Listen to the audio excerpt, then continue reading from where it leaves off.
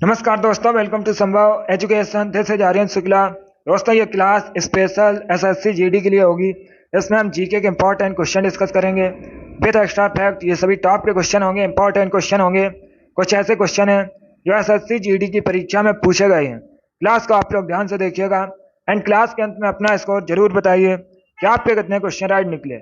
चलिए शुरू करते हैं आज की क्लास। क्वेश्चन नंबर फर्स्ट के लिए आंसर करिए। इंपॉर्टेंट प्रश्न है, ये क्वेश्चन आपकी परीक्षा में पूछा हुआ क्वेश्चन है। राजधानी संबंधित क्वेश्चन है। परीक्षाओं में एक क्वेश्चन राजधानी संबंधित पूछा जाता है।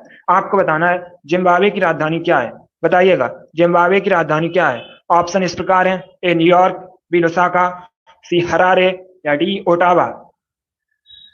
सभी लोग क्वेश्चन नंबर फर्स्ट के लिए आंसर करिए।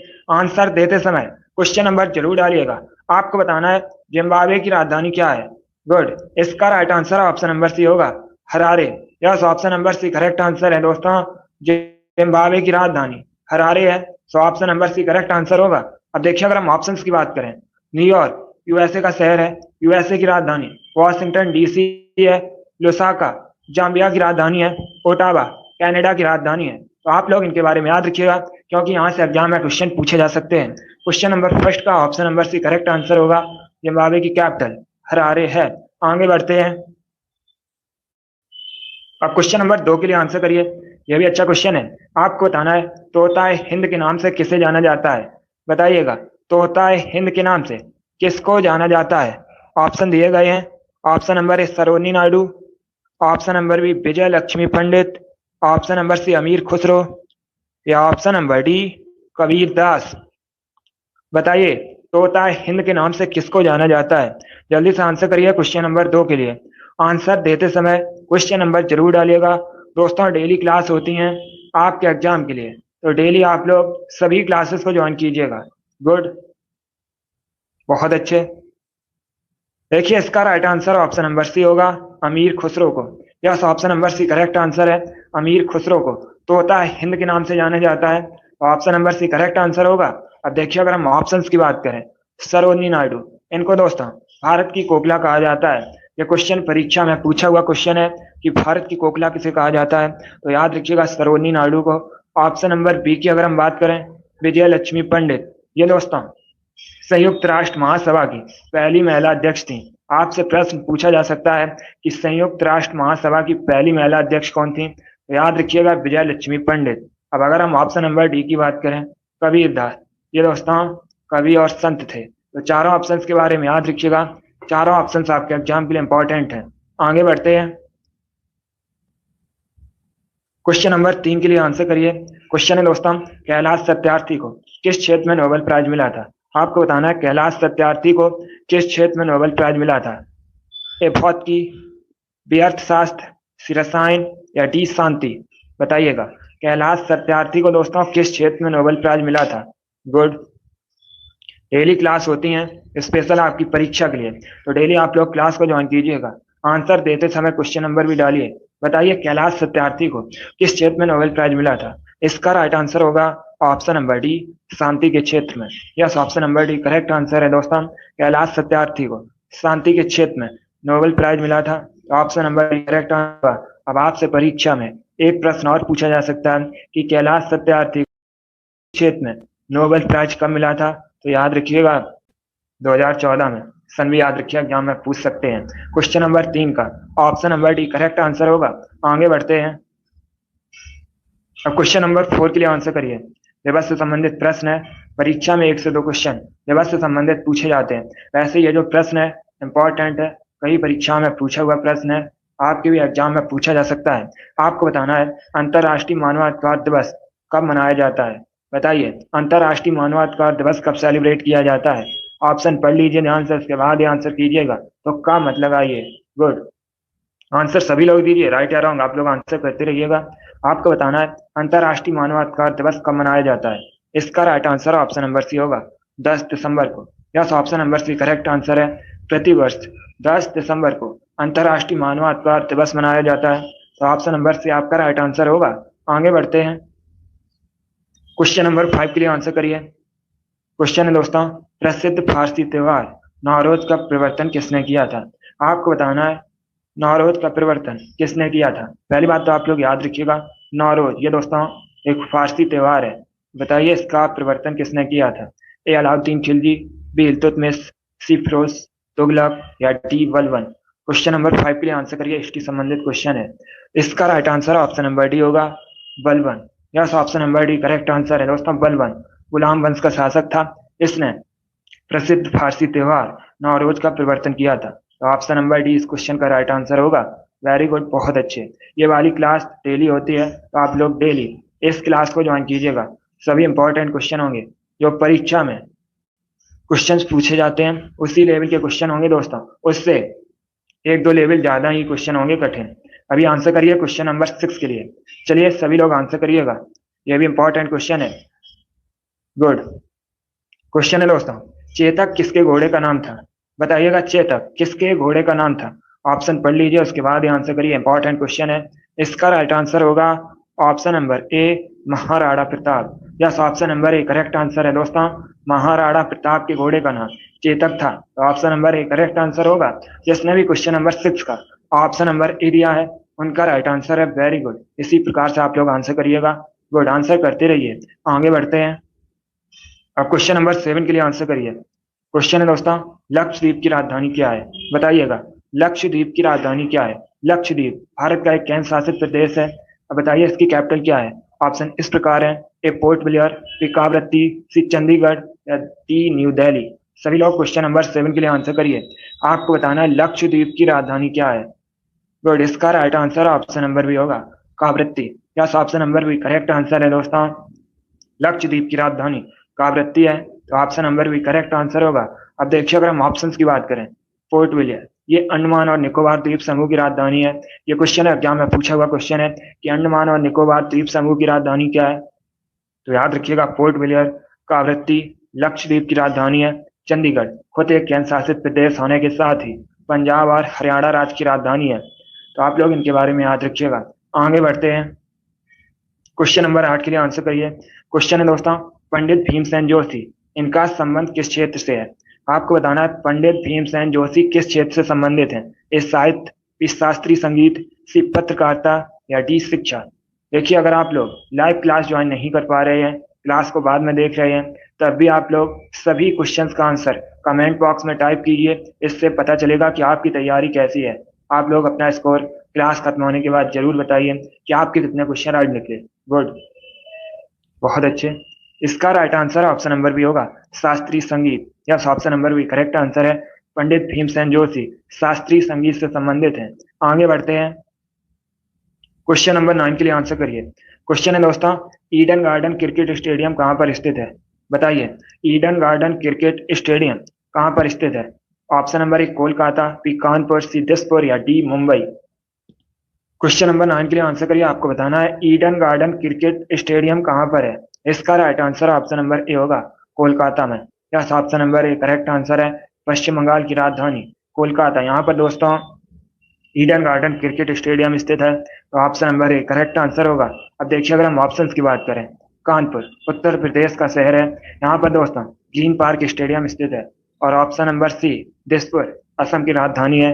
मुंबई में वानखेड़े स्टेडियम स्थित है। मुंबई महाराष्ट्र की राजधानी है। तो इनके बारे में याद रखिएगा। अगर आपसे पूछा जाए ईडन गार्डन क्रिकेट स्टेडियम कहाँ पर है, तो ये कोलकाता में स्थित है। ग्रीन पार्क स्टेडियम कानपुर में स्थित है। वानखेड़े क्रिकेट स्टेडियम मुंबई में स्थित है। आगे बढ़ते हैं, क्वेश्चन नंबर 10 के लिए आंसर करिए। हिस्ट्री संबंधित क्वेश्चन है, इंपॉर्टेंट क्वेश्चन है। आपको बताना है हर्यक वंश के संस्थापक कौन थे। बताइए दोस्तों हर्यक वंश की स्थापना किसने की थी? ए बिंबिसार, बी सुनांग, सी महापद्मानंद या डी उपेंद्र। आपको बताना है हर्यक वंश के संस्थापक कौन थे। क्वेश्चन नंबर 10 के लिए आंसर करिए। इसका right answer option number A होगा, Bimbisara. Yes, option number A correct answer है। बिंबिसार ने हर्यक वंश की स्थापना की थी। तो option number A correct answer होगा। आगे बढ़ते हैं, क्वेश्चन नंबर 11 के लिए आंसर करिए। क्वेश्चन है दोस्तों, शाहनामा किसकी कृति है? आपको बताना है शाहनामा किसकी कृति है। जिसने अभी क्लास को लाइक नहीं किया, लाइक करिए और इसे ज्यादा से ज्यादा शेयर कीजिएगा। अगर आप चैनल पर नए हैं तो चैनल को सब्सक्राइब कीजिए, बेल आइकन को प्रेस कीजिए ताकि सभी नोटिफिकेशन आप तक पहुंच सके। इसका right answer option number A होगा, Firdausi. Yes, option number A correct answer है दोस्तों, शाहनामा फिरदौसी की कृति है। अब आगे बढ़ते हैं। क्वेश्चन नंबर 12 के लिए आंसर करिए। प्रश्न है दोस्तों, गोल गुम्बज कहाँ पर स्थित है? बताइए, गोल गुम्बज कहाँ पर स्थित है? ए कोणार्क, बी पुरी, सी बीजापुर या डी हैदराबाद। आपको बताना है गोल गुम्बज कहाँ पर स्थित है। इसका right answer option number C होगा, बीजापुर में। Yes, option number C correct answer है। कर्नाटक के बीजापुर में दोस्तों गोल गुम्बज स्थित है, तो ऑप्शन नंबर सी आपका राइट आंसर होगा। क्वेश्चन नंबर 13 के लिए आंसर करिए। यह भी हिस्ट्री संबंधित क्वेश्चन है, इंपॉर्टेंट प्रश्न है, कई परीक्षाओं में यह क्वेश्चन पूछा हुआ है। क्वेश्चन है दोस्तों, 1905 के बंगाल विभाजन के समय भारत का वायसराय कौन था? पहली बात तो आप लोग याद रखिएगा, इस प्रकार से भी क्वेश्चन आपसे पूछा जा सकता है कि बंगाल विभाजन कब हुआ था। तो ये हुआ था दोस्तों 1905, 1905 में। अब बताइए उस समय भारत का वायसराय कौन था? A Lord Curzon, B Lord Dufferin, C Lord Minto या डी लॉर्ड माउंटबेटन। गुड, आपको बताना है 1905 में जब बंगाल का विभाजन हुआ था उस समय भारत का वायसराय कौन था? Right answer option number A होगा, lord Curzon. Yes, option number A correct answer होगा। आगे बढ़ते हैं। क्वेश्चन नंबर 14 के लिए आंसर करिए, इंपॉर्टेंट क्वेश्चन है। क्वेश्चन है दोस्तों, स्वामी महावीर की माता कौन थी? आपको बताना है स्वामी महावीर की माता का नाम क्या था? बताइए क्वेश्चन नंबर 14 के लिए आंसर। वेरी गुड, स्पेशल आपके एग्जाम के लिए क्लास होती है, आप लोग डेली लाइव क्लास ज्वाइन कीजिएगा। गुड, इसका right answer option number C होगा, Trishala. Yes, option number C correct answer है दोस्तों, त्रिशला स्वामी महावीर की माता का नाम था। Option number C correct answer होगा। आगे बढ़ते हैं। क्वेश्चन नंबर 15 के लिए आंसर करिए। क्वेश्चन है, कोटा किस नदी किनारे स्थित है? बताइए कोटा किस नदी किनारे स्थित है? पहली बात तो आप लोग याद रखिएगा, कोटा दोस्तों राजस्थान का शहर है। अब आपको बताना है किस नदी किनारे स्थित है। A Brahmaputra, B Ganga, C Gomti या डी चंबल। गुड, इसका right answer option number D होगा, Chambal. Yes, option number D correct answer है, कोटा चंबल नदी किनारे स्थित है। क्वेश्चन नंबर 16 के लिए आंसर करिए। क्वेश्चन है दोस्तों, भारतीय पुनर्जागरण का जनक किसे कहा जाता है? बताइए भारतीय पुनर्जागरण का जनक किसे कहा जाता है? ए स्वामी विवेकानंद, बी बाल गंगाधर तिलक, सी राजा राम मोहन राय या डी सुरेंद्र नाथ बनर्जी। गुड, बहुत अच्छे। इसका right answer option number C होगा, राजा राम मोहन राय को। Yes, option number C correct answer है, राजा राम मोहन राय को भारतीय पुनर्जागरण का जनक कहते हैं, तो option number C correct answer होगा। अब देखिए, अगर हम राजा राम मोहन राय की बात करें, इन्होंने दोस्तों 1828 में कोलकाता में ब्रह्म समाज की स्थापना की थी। आपसे एग्जाम में क्वेश्चन पूछा जाता है ब्रह्म समाज के संस्थापक कौन है, तो याद रखिएगा राजा राम मोहन राय। एक प्रश्न पूछा जाता है ब्रह्म समाज की स्थापना कब हुई थी, तो ये हुई थी दोस्तों 1828 में। कहाँ पर हुई थी? कोलकाता में। आगे बढ़ते हैं। क्वेश्चन नंबर 17 के लिए आंसर करिए। क्वेश्चन है, विश्व उपभोक्ता अधिकार दिवस कब मनाया जाता है? आपको बताना है विश्व उपभोक्ता अधिकार दिवस कब मनाया जाता है। क्वेश्चन नंबर 17 के लिए आंसर करिए। अगर आपसे प्रश्न पूछा जाए कि भारत में राष्ट्रीय उपभोक्ता अधिकार दिवस कब मनाया जाता है, तो याद रखिएगा 24 दिसंबर को। यस दोस्तों, प्रतिवर्ष 24 दिसंबर को भारत में राष्ट्रीय उपभोक्ता अधिकार दिवस मनाया जाता है। लेकिन यहाँ पर आपसे पूछा गया है विश्व उपभोक्ता अधिकार दिवस कब मनाया जाता है, इसके लिए आंसर करिएगा। बहुत अच्छे, इसका राइट आंसर होगा ऑप्शन नंबर ए 15 मार्च को। Yes, option number A correct answer है, प्रतिवर्ष 15 मार्च को विश्व उपभोक्ता अधिकार दिवस मनाया जाता है, तो option number A correct answer होगा। आगे बढ़ते हैं। क्वेश्चन नंबर 18 के लिए आंसर करिए। क्वेश्चन है दोस्तों, विश्व मौसम विज्ञान संघ का हेडक्वार्टर कहाँ पर स्थित है? बताइए विश्व मौसम विज्ञान संघ का मुख्यालय कहाँ पर स्थित है? A Geneva, B Hague, C Dubai या डी पर्थ। बहुत अच्छे, इसका right answer option number A होगा, Geneva. Yes, option number A correct answer है, स्विट्जरलैंड के जेनेवा में विश्व मौसम विज्ञान संघ का हेडक्वार्टर मुख्यालय स्थित है। Option number A correct answer होगा। आगे बढ़ते हैं। क्वेश्चन नंबर 19 के लिए आंसर करिए। क्वेश्चन है दोस्तों, 5 नदियों की भूमि के नाम से भारत में किसको जाना जाता है? आपको बताना है 5 नदियों की भूमि के नाम से किसको जाना जाता है? ए पंजाब, बी बेंगलुरु, सी मुंबई या डी केरल। जल्दी से आंसर करिए क्वेश्चन नंबर 19 के लिए। बताइएगा 5 नदियों की भूमि के नाम से किसको जाना जाता है? इसका right answer option number A होगा, पंजाब को। Yes, option number A correct answer है, पंजाब को 5 नदियों की भूमि कहा जाता है। अब अगर हम ऑप्शंस की बात करें बेंगलुरु को भारत में इलेक्ट्रॉनिक सिटी बोला जाता है। मुंबई को भारत में 7 टापुओं के शहर के नाम से जाना जाता है। और केरल को दोस्तों भारत में मसालों का बगीचा कहा जाता है। तो इनके बारे में याद रखिएगा। ये चारों ऑप्शंस आपके एग्जाम के लिए इंपॉर्टेंट हैं। आगे बढ़ते हैं। क्वेश्चन नंबर 20 के लिए आंसर करिए। कंप्यूटर से संबंधित प्रश्न है। प्रश्न है दोस्तों, कंप्यूटर की भौतिक बनावट कहलाती है। आपको बताना है जो कंप्यूटर की भौतिक बनावट होती है उसे क्या कहा जाता है। कंप्यूटर का आविष्कार चार्ल्स बेबेज ने किया था, इसीलिए चार्ल्स बेबेज को कंप्यूटर का जनक कहा जाता है। अब देखिए इसका राइट आंसर क्या होगा। Correct answer option number A होगा, hardware. Yes, option number A correct answer है। कंप्यूटर की भौतिक बनावट हार्डवेयर कहलाती है। आगे बढ़ते हैं। क्वेश्चन नंबर 21 के लिए आंसर करिए। क्वेश्चन है दोस्तों हिस्ट्री संबंधित। रजिया सुल्तान किसकी बेटी थी, बताइएगा। रजिया सुल्तान किसकी बेटी थी। अगर आपसे पूछा जाए दिल्ली सल्तनत पर या दिल्ली सल्तनत की पहली महिला शासका कौन थी, तो याद रखिएगा रजिया सुल्तान। ये दोस्तों दिल्ली सल्तनत की पहली महिला शासका थी। अब आप लोग बताइएगा ये किसकी बेटी थी। Good, right answer option number A होगा, इल्तुतमिश की। Yes, option number A correct answer होगा। आगे बढ़ते हैं। क्वेश्चन नंबर 22 के लिए आंसर करिए। यह भी हिस्ट्री संबंधित प्रश्न है। आपको बताना है लाख बख्श की उपाधि किस शासक को दी गई थी, बताइएगा। लाख बख्श की उपाधि किस शासक को दी गई थी। इल्तुतमिश, बी बलबन, सी रजिया सुल्तान या D Qutbuddin Aibak.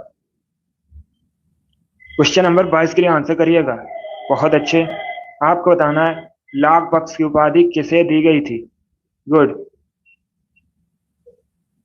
Very good. इसका right answer option number D होगा, कुतुबुद्दीन ऐबक को। Yes, option number D correct answer होगा। आगे बढ़ते हैं।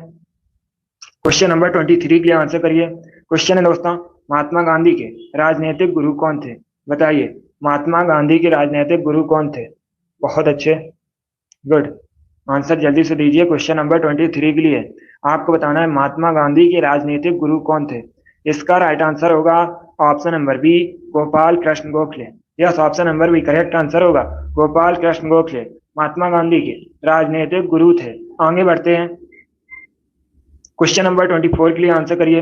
क्वेश्चन है दोस्तों राजस्थान का गौरव किसे कहा जाता है। ये 4 ऑप्शन दिए गए हैं। ऑप्शन इस प्रकार है, ए चित्तौड़गढ़, बी जयपुर, सी उदयपुर या डी अजमेर। अब बताइए इसमें से किसको राजस्थान का गौरव कहते हैं। गुड, इसका right answer option number A होगा, चित्तौड़गढ़ को। Yes, option number A correct answer है। चित्तौड़गढ़ को राजस्थान का गौरव कहते हैं। Option number A correct answer होगा। अब देखिए अगर हम ऑप्शंस की बात करें, जयपुर राजस्थान की राजधानी है। जयपुर को भारत में पिंक सिटी के नाम से जाना जाता है। अब अगर हम ऑप्शन नंबर सी की बात करें, उदयपुर, यह भी राजस्थान का शहर है। उदयपुर को भारत में झीलों की नगरी कहा जाता है। अब अगर हम ऑप्शन नंबर डी की बात करें, अजमेर, यह भी दोस्तों राजस्थान में है और अजमेर को राजस्थान का हृदय कहा जाता है। तो चारों ऑप्शंस के बारे में याद रखिएगा। चारों ऑप्शंस आपके एग्जाम के लिए इंपॉर्टेंट हैं। आगे बढ़ते हैं। क्वेश्चन नंबर 25 के लिए आंसर करिए। प्रश्न है दोस्तों मिजोरम की राजधानी बतानी है आपको, बताइए मिजोरम की राजधानी क्या है। बहुत सरल क्वेश्चन है, जल्दी से आंसर करिए क्वेश्चन नंबर 25 के लिए। इसका right answer option number C होगा, Aizawl. Yes, option number C correct answer है। आइजोल मिजोरम की राजधानी है। अभी मैंने आपको बताया था। दिसपुर असम की राजधानी है। पोर्ट विलियर अंडमान और निकोबार द्वीप समूह की राजधानी है। गांधीनगर गुजरात की राजधानी है। आगे बढ़ते हैं। क्वेश्चन नंबर 26 के लिए आंसर करिए। क्वेश्चन है दोस्तों नंदा देवी चोटी किस राज्य में स्थित है, बताइए। नंदा देवी चोटी किस राज्य में स्थित है। A Himachal Pradesh, B Uttarakhand, C Sikkim या डी उत्तर प्रदेश। इसका right answer option number B होगा, उत्तराखंड में। Yes, option number B correct answer है। उत्तराखंड में दोस्तों नंदा देवी चोटी आपको देखने को मिलेगी। तो option number B correct answer होगा। आगे बढ़ते हैं। क्वेश्चन नंबर 27 के लिए आंसर करिए। क्वेश्चन है एनसीसी का मुख्यालय कहां पर है, बताइए। एनसीसी का मुख्यालय कहां पर है। एनसीसी अगर आपसे इसका फुल फॉर्म परीक्षा में पूछा जाए तो याद रखिएगा एनसीसी का फुल फॉर्म होता है नेशनल कैडेट कोर। अब बताइए इसका हेडक्वार्टर कहां पर स्थित है। Right answer option number A होगा, न्यू दिल्ली में। Yes, option number A correct answer होगा। एक प्रश्न और परीक्षा में पूछ सकते हैं आपसे कि एनसीसी की स्थापना कब हुई थी, तो याद रखिएगा 1948 में हुई थी। इसका हेडक्वार्टर न्यू दिल्ली में स्थित है। इसका फुल फॉर्म होता है नेशनल कैडेट कोर। आगे बढ़ते हैं। क्वेश्चन नंबर 28 के लिए आंसर करिए। क्वेश्चन है दोस्तों, जब संविधान बना था उस समय कितनी अनुसूचियां थी? यह भी पॉलिटी से संबंधित क्वेश्चन है, इंपॉर्टेंट प्रश्न है। ऐसे प्रश्न परीक्षा में पूछे जाते हैं। आपको बताना है जब संविधान बना था उस समय अनुसूचियां कितनी थी। जल्दी से आंसर करिए क्वेश्चन नंबर 28 के लिए। इसका right answer option number B होगा 8। Yes, option number B correct answer है दोस्तों। जब संविधान बना था उस समय अनुसूचियों की संख्या 8 थी, तो option number B correct answer होगा। अब अगर आपसे पूछा जाए कि अभी वर्तमान में संविधान में अनुसूचियां कितनी हैं, तो याद रखिएगा 12। दोनों अलग अलग क्वेश्चन है। आगे देखते हैं। क्वेश्चन नंबर 29 के लिए आंसर करिए। क्वेश्चन है दोस्तों, पहली भारतीय मूक फिल्म कौन सी थी? आपको बताना है भारत की पहली मूक फिल्म कौन सी थी। चलिए क्वेश्चन नंबर 29 के लिए आंसर करिए। इंपॉर्टेंट क्वेश्चन ये भी है क्योंकि यहाँ पर आपसे पूछा गया है भारत की पहली मूक फिल्म का नाम। गुड, इसका right answer option number C होगा Raja Harishchandra. Yes, option number C correct answer है राजा हरिश्चंद्र। भारत की पहली मूक फिल्म थी, तो ऑप्शन नंबर सी आपका राइट आंसर होगा। अब अगर आपसे पूछा जाए भारत की पहली बोलती हुई फिल्म कौन सी थी, तो याद रखिएगा आलम आरा। ये इंपॉर्टेंट क्वेश्चन है। आगे बढ़ते हैं। क्वेश्चन नंबर 30 के लिए आंसर करिए। बहुत अच्छे, दीपांशु, अभिषेक, ए, इन लोगों ने राइट आंसर दिया, वेरी गुड। अब क्वेश्चन नंबर 30 के लिए आंसर करिए। क्वेश्चन है दोस्तों, अंकोर वाट मंदिर कहाँ पर स्थित है? बताइएगा अंकोर वाट मंदिर कहाँ पर स्थित है? ये दोस्तों हिंदू धर्म से संबंधित मंदिर है। अब बताइए ये कहाँ पर स्थित है? A Thailand, B Malaysia, C Cambodia या डी म्यांमार। क्वेश्चन नंबर 30 के लिए आंसर करिएगा। आपको बताना है अंकोर वाट मंदिर कहाँ पर स्थित है। Nitesh, very good. इसका right answer option number C होगा कंबोडिया में। Yes, option number C correct answer है दोस्तों। अंकोर वाट मंदिर कंबोडिया में स्थित है, तो option number C correct answer होगा। अब यहीं से आपसे क्वेश्चन और पूछा जा सकता है कि अंकोर वाट मंदिर जो कि कंबोडिया में स्थित है, ये बनवाया किसने था? तो ये दोस्तों इसका जो निर्माण है या इसको सूर्यवर्मन द्वितीय ने बनवाया था। आप लोग याद रखिएगा। आगे बढ़ते हैं। क्वेश्चन नंबर 31 के लिए आंसर करिए। क्वेश्चन है दोस्तों, दिल्ली सल्तनत की दरबारी भाषा क्या थी? आपको बताना है दिल्ली सल्तनत की दरबारी भाषा क्या थी। ए उर्दू, बी अरबी, सी फारसी या डी नन ऑफ दीज इनमें से कोई नहीं। बताइएगा दिल्ली सल्तनत की दरबारी भाषा क्या थी। गुड, आंसर सभी लोग दीजिए जल्दी से। बहुत अच्छे। इसका right answer option number C होगा Farsi. Yes, option number C correct answer होगा। आगे बढ़ते हैं। अब क्वेश्चन नंबर 32 के लिए आंसर करिए। क्वेश्चन है दोस्तों, निम्न में से कौन सबसे बड़ा कोयला उत्पादक देश है? आपको बताना है विश्व में सबसे अधिक कोयले का उत्पादन कहाँ पर होता है। ए चाइना में, बी यूएसए में, सी भारत में या डी ऑस्ट्रेलिया में। चलिए क्वेश्चन नंबर 32 के लिए आंसर करिएगा। आपको बताना है विश्व में सबसे बड़ा कोयले उत्पादक देश कौन सा है। जल्दी से आंसर करिएगा, अच्छा क्वेश्चन है। इसका right answer option number A होगा China. Yes, option number A correct answer है दोस्तों, चाइना सबसे बड़ा कोयला उत्पादक देश है, तो option number A correct answer होगा। आगे बढ़ते हैं। अब क्वेश्चन नंबर 33 के लिए आंसर करिए। क्वेश्चन है दोस्तों, भारत का सबसे पुराना संगीत वाद्य यंत्र कौन सा है? यह भी इंपॉर्टेंट क्वेश्चन है क्योंकि यहाँ पर आपसे पूछा गया है भारत का सबसे पुराना संगीत वाद्य यंत्र कौन सा है। ऑप्शन इस प्रकार है, बांसुरी, बी वीणा, सी तबला या डी सितार। क्वेश्चन नंबर 33 के लिए आंसर करिए। आपको बताना है भारत का सबसे पुराना संगीत वाद्य यंत्र कौन सा है। Right answer option number B होगा veena. Yes, option number B correct answer है, वीणा भारत का सबसे पुराना संगीत वाद्य यंत्र है, तो option number B correct answer है। ए अभिषेक, नीतेश, इन्होंने राइट आंसर दिए, वेरी गुड। आगे बढ़ते हैं। अब क्वेश्चन नंबर 34 के लिए आंसर करिएगा। क्वेश्चन है दोस्तों, गुड दीपांशु, आपका भी राइट आंसर है। अब क्वेश्चन नंबर 34 के लिए आंसर करिए। क्वेश्चन है दोस्तों, दिल्ली स्थित लोटस टेम्पल किस धर्म से संबंधित है? पहली बात तो आप लोग याद रखिएगा, आपसे पूछा जा सकता है कि भारत में कहाँ पर लोटस टेम्पल स्थित है, तो याद रखिएगा दिल्ली में। अब बताइए ये किस धर्म से संबंधित है। ऑप्शन दिए गए हैं, ऑप्शन को पढ़ लीजिए, उसके बाद आंसर करिए। ए यहूदी, ज्यूस, बी पारसी, सी बाही या डी नन ऑफ दीज इनमें से कोई नहीं। इसका right answer option number C होगा बाही। Yes, option number C correct answer होगा। आगे बढ़ते हैं।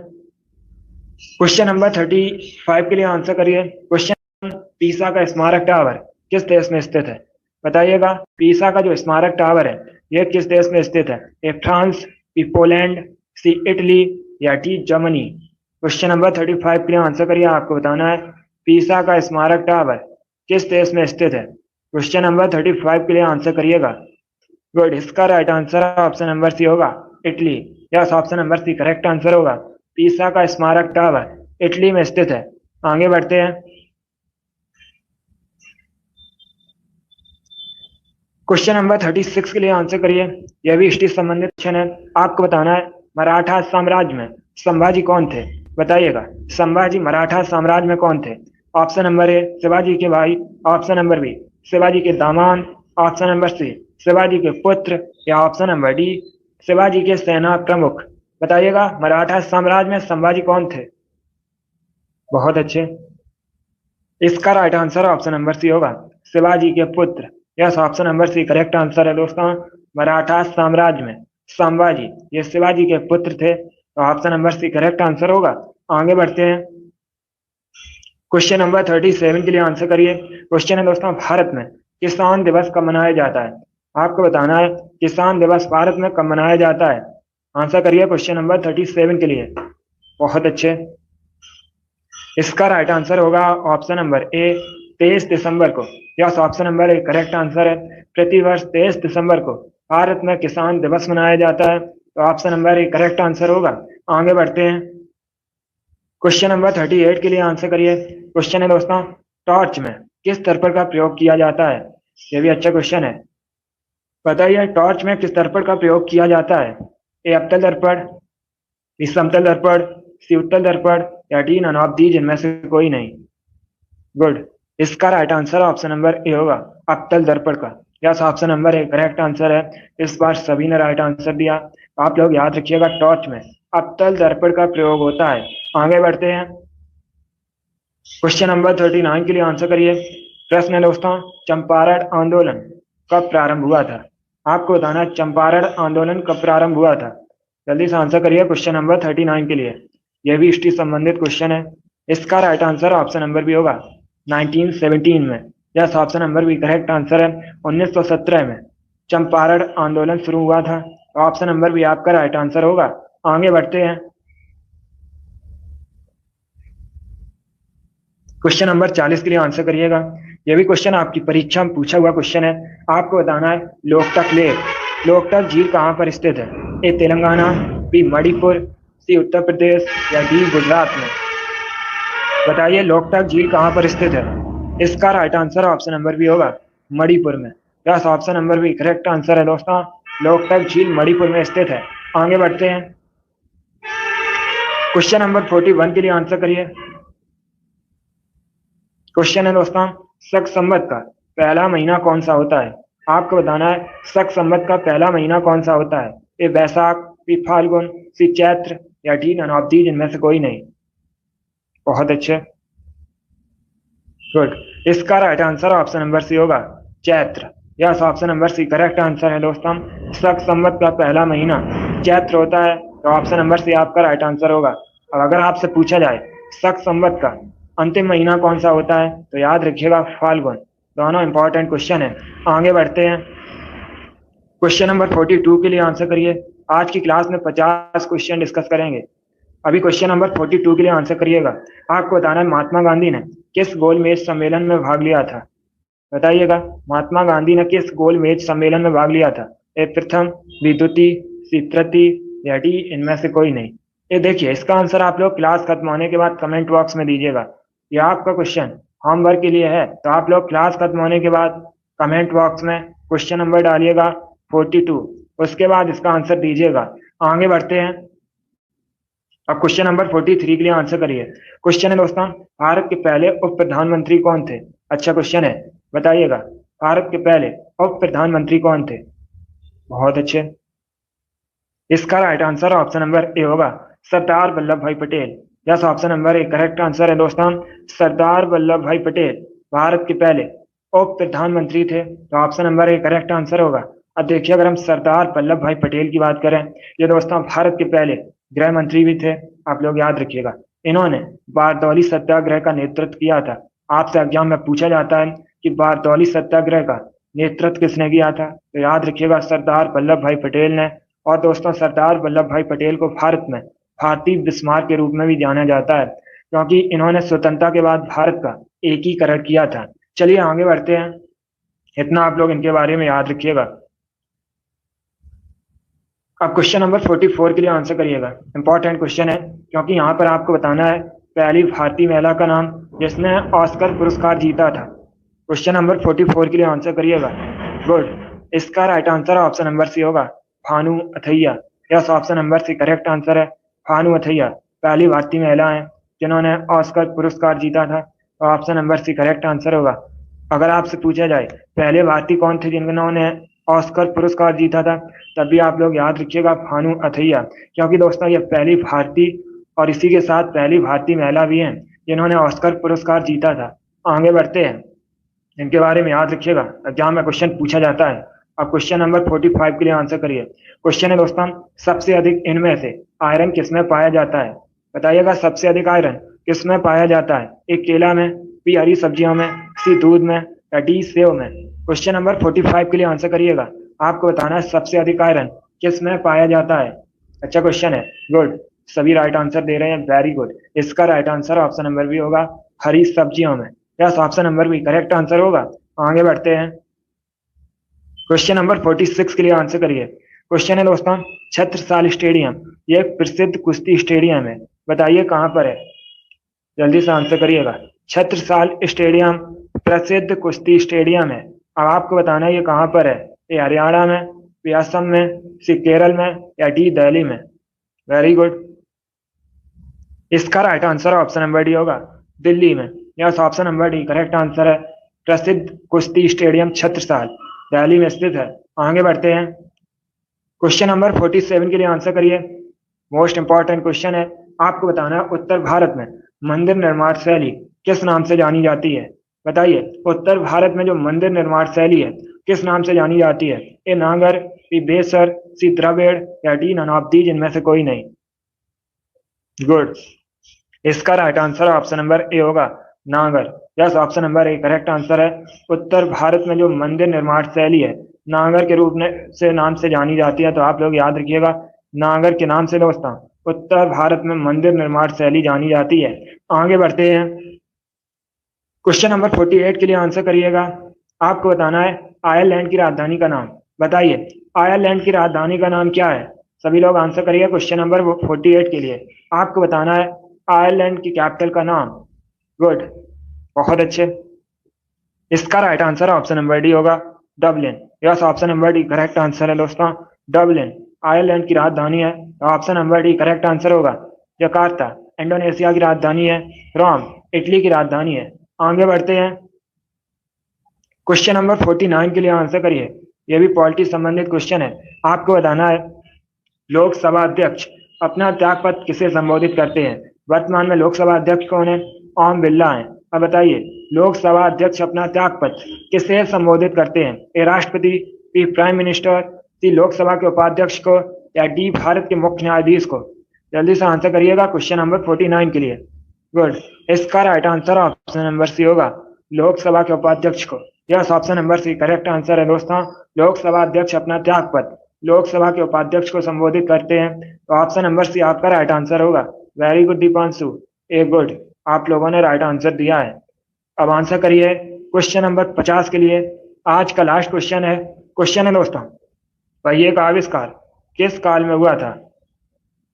चलिए क्वेश्चन नंबर 50 के लिए आंसर करिएगा। क्वेश्चन है दोस्तों, पहिए का आविष्कार किस काल में हुआ था?